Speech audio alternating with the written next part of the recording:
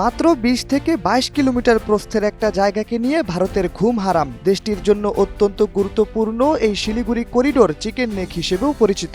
জায়গাটি রক্ষা করতে মোতায়েন করতে হয়েছিল রাফাল যুদ্ধ বিমান।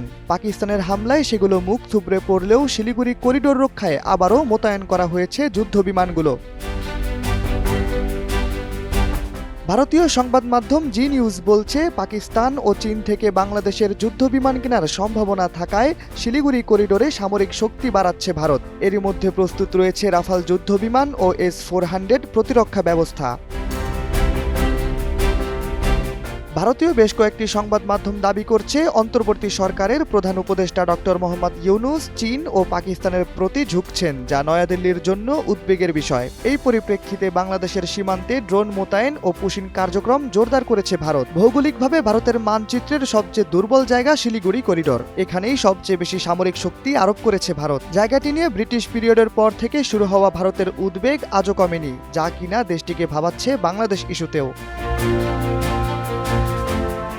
দেখতে মুরগির ঘাড়ের মতো এই জায়গাটি ভারতকে আলাদা করেছে নেপাল, ভুটান, বাংলাদেশ ও চীনা মানচিত্র থেকে। প্রাকৃতিক সৌন্দর্যে ঘেরা এই স্থানটি দিয়েই ভারতের পূর্বের 7টি অঙ্গরাজ্য সেভেন সিস্টারের সাথে যোগাযোগ রক্ষা করা হয়। মানচিত্রের সবচেয়ে দুর্বল জায়গা হওয়ায় প্রতিবেশী দেশদের আলাদা নজর রয়েছে জায়গাটির ওপর। ভূরাজনৈতিক বিশ্লেষকরা মনে করেন, ভারতের জন্য শিলিগুড়ি করিডোর ইস্যুতে সবচেয়ে বেশি ভয়ের কারণ চীন। দেশটির সঙ্গে বাংলাদেশের সম্পর্ক ক্রমশ উন্নত হওয়ায় ঢাকাকে নিয়েও এখন বিশেষভাবে ভাবতে হচ্ছে ভারতকে। ভূরাজনৈতিক বিশ্লেষকরা আরও মনে করছেন, প্রতিবেশী দেশগুলোকে ভারত একটা বার্তা দিতে চাইছে। এর মধ্যে একটা সূক্ষ্ম প্ররোচনার উপাদানও রয়েছে, যেটা অবশ্যই বাংলাদেশের ডক্টর মোহাম্মদ ইউনূসের অন্তর্বর্তী সরকারকে খুশি করবে না। 1947 পরবর্তী ভারতের রাষ্ট্রীয় ভৌগোলিক অখণ্ডতা রক্ষার্থে গুরুত্বপূর্ণ করিডোর হচ্ছে শিলিগুড়ি করিডোর। বাংলাদেশ স্বাধীন হওয়ার আগ পর্যন্ত এই করিডোর অনেকাংশে ছিল অরক্ষিত।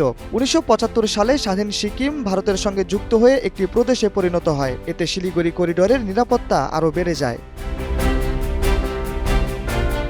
শাহরিয়ার আহমেদ, সময়ের আলো।